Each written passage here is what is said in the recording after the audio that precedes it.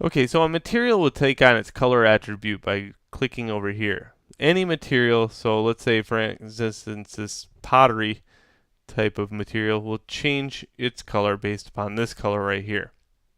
In order to get true color, I would highly suggest either A, using a flat color, which I wouldn't do because it doesn't accept shadow information well. Here, by using a fast shader 5, you'll get almost true color based on the shadows too. In order to maintain the same color without changing this, and to tint, I would have to first fill the object with a color. Okay, let me take this for example. Let's use this ugly brown for example.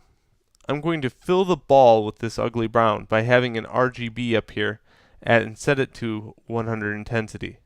So if I color fill object. Now, if I wanted to tint the ball in any way, like let's say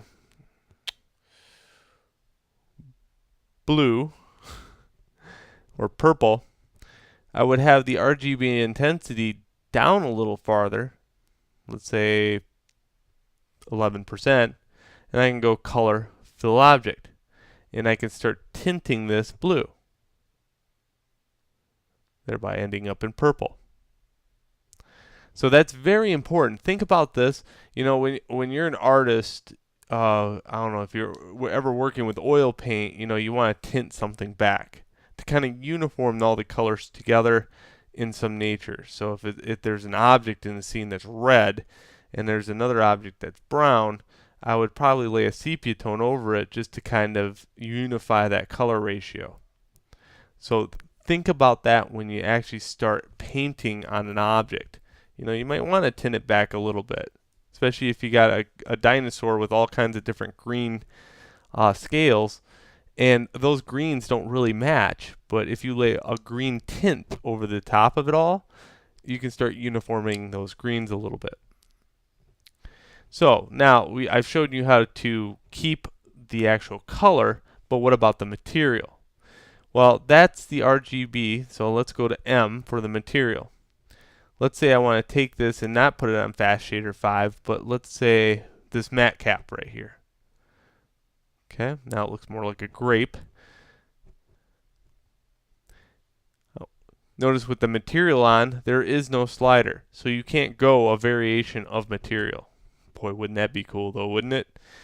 So now in here, what I want to do is go color, fill object. And now I have that RGB color, or the cavity shader color on there. Okay, so I can change materials all day long, and it's not going to change the original 1 iota until I actually go in here and color fill object back to this. So now, with this filled, if you ever want to do composition work later on in Photoshop by changing the different materials and using speculars and all that other stuff, you're going to have to now look on the sphere inside this to see what that looks like with that color ratio. See, by mousing over it, well, it used to. Nope, it actually just shows up over here now. That's a shame. They had a good thing going. But that's how it's done, by holding the material and the texture true. And in the next video, I'll show you some more tricks.